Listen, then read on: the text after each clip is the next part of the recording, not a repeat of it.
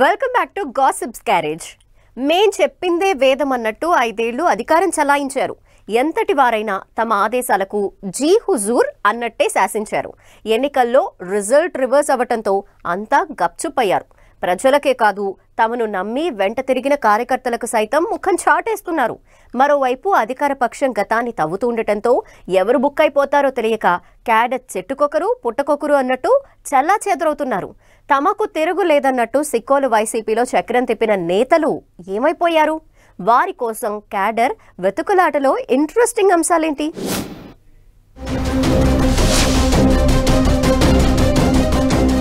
AP రాజకీయాల్లో Sikkolu politics separate. ఈ జిల్లాలో రాజకీయం ఎప్పుడూ హాట్ గా ఉంటుంది. గేట్వే ఆఫ్ ఆంధ్ర సిక్కోలులో నిత్యం అధికార ప్రతిపక్ష నేతల మధ్య మాటలు తూటాల్లా పేలుతూ ఉంటాయి.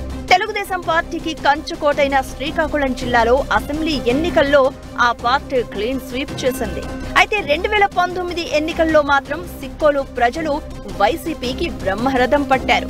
ఎప్పుడూ టీడీపీ తప్ప మరో పార్టీ గెలువని నియోజకవర్గాల్లోనూ వైసీపీ జెండా ఎగరేసింది.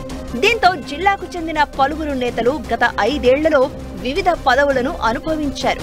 వైసీపీ గెలువని చోట కూడా నామినేటెడ్ పదవులు, ఎమ్మెల్సీ పదవులిచ్చి నాయకత్వాన్ని ప్రోత్సహించింది పార్టీ అగ్రనాయకత్వం.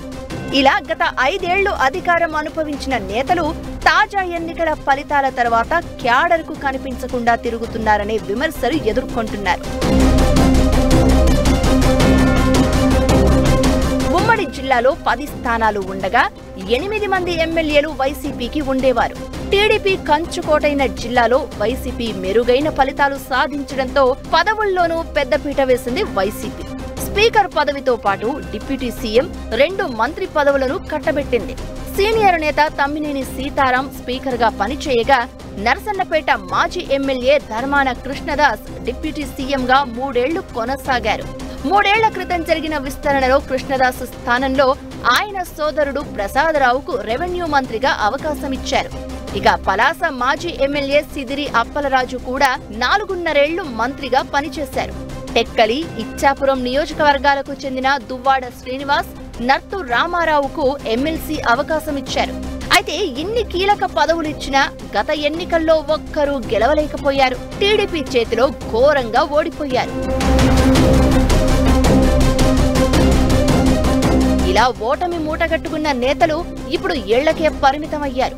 ఒకరిద్దరు తప్ప ఏ ఒక్కరూ బయటకు రావడం లేదు. ఫలితాలు విడుదలై నెల రోజులు దాటుతున్నా ఓటర్లిచ్చిన షాక్ నుంచి తేరుకోని వైసీపీ మాజీ ఎమ్మెల్యేలు కార్యకర్తలకు అందుబాటులో లేకపోవడంపై విమర్శలు వ్యక్తమవుతున్నాయి.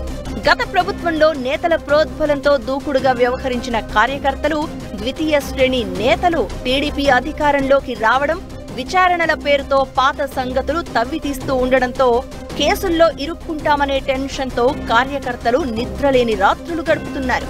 అధికారంలో ఉండగా తమను వాడుకున్న నేతలు ఇప్పుడు పత్తా లేకుండా పోవడం, కష్ట సమయంలో ఆదుకుంటామనే భరోసా కూడా ఇవ్వకపోవడాన్ని జీర్ణించుకోలేకపోతున్నారు కార్యకర్తలు. గతంలో అధికారం అండతో దూకుడు చూపిన వారు ఇప్పుడు అండ కోసం ఎదురు చూస్తున్నారు. ఒకప్పుడు జిల్లా రాజకీయాలను ఒంటి చేత్తో నడిపిన మాజీ మంత్రి ధర్మాన ఎన్నికల తర్వాత ఎక్కడున్నారో తెలియదు. సుమారు 4 దశాబ్దాలుగా రాజకీయాల్లో క్రియాశీలకంగా ఉన్న ధర్మాన ఘోరంగా ఓడిపోవడంతో తీవ్ర మనస్తాపానికి గురయ్యారు. ఇక ఆయన సోదరుడు ధర్మాన కృష్ణదాస్, మాజీ మంత్రి సిదిలి అప్పలరాజు అప్పుడప్పుడు కార్యకర్తలకు అందుబాటులో ఉంటున్నారు. మాజీ స్పీకర్ తమ్మినేని నెల రోజుల తర్వాత 8వ తేదీ సోమవారం బయటకు వచ్చారు. వైసీపీ ప్రభుత్వంలో దూకుడుగా పనిచేసిన ఎమ్మెల్సీ దువ్వాడ శ్రీనివాస్ నెల రోజులుగా ముఖం చూపలేదు. ఎన్నికల ముందు భార్య దువ్వాడ వాణితో గొడవ పడిన దువ్వాడ మంత్రి అచ్చెన్నాయుడు చేతిలో మరోసారి ఓడిపోయారు. ఇక అధికారంలో ఉన్నన్నాళ్లు గ్రూప్ వార్తో రచ్చ చేసిన ఎచ్చెర్ల మాజీ ఎమ్మెల్యే గొర్లె కిరణ్, పాతపట్నం మాజీ ఎమ్మెల్యే శాంతి ఆచూకీ తెలియడం లేదని అక్కడి క్యాడర్ అంటున్నారు. రాజా మాజీ ఎమ్మెల్యే కంబాల జోగులును విశాఖపట్నం జిల్లా పాయకరావుపేటకు రాజకీయ బదిలీ చేశారు. ఎన్నికల్లో పోటీ చేసిన అభ్యర్థి తలే రాజేష్ ఓటమి తర్వాత బయటకు రాలేదు. ఇచ్చాపురంలో పోటీ చేసిన జెడ్పీ చైర్పర్సన్ పిరియా విజయ పదవి గండంతో బెంగ పెట్టుకున్నారు. ఎమ్మెల్యే టికెట్ ఇచ్చిన సమయంలోనే వేరొకరికి జెడ్పీ పీఠం ఇవ్వాలని మెలికపెట్టింది పార్టీ. ఇప్పుడు ఎమ్మెల్యేగా గెలవక ఉన్న పదవి పోగొట్టుకుని రాజకీయ భవిష్యత్పై ఆందోళన చెందుతున్నారు పిరియా విజయ. మొత్తానికి శ్రీకాకుళం వైసీపీ రాజకీయం గందరగోళంగా మారింది. ఓటమి వేదన నుంచి బయటపడని నేతలు క్యాడర్కు దూరంగా ఉంటున్నారు. ఇదే సమయంలో టీడీపీ ప్రభుత్వం పట్టు బిగిస్తూ ఉండడంతో కార్యకర్తలు దిక్కుతోచని పరిస్థితిని ఎదుర్కొంటున్నారు. మాజీ ఎమ్మెల్యేలు బయటకు వచ్చి తమను ఆదుకోవాలని కోరుతున్నారు.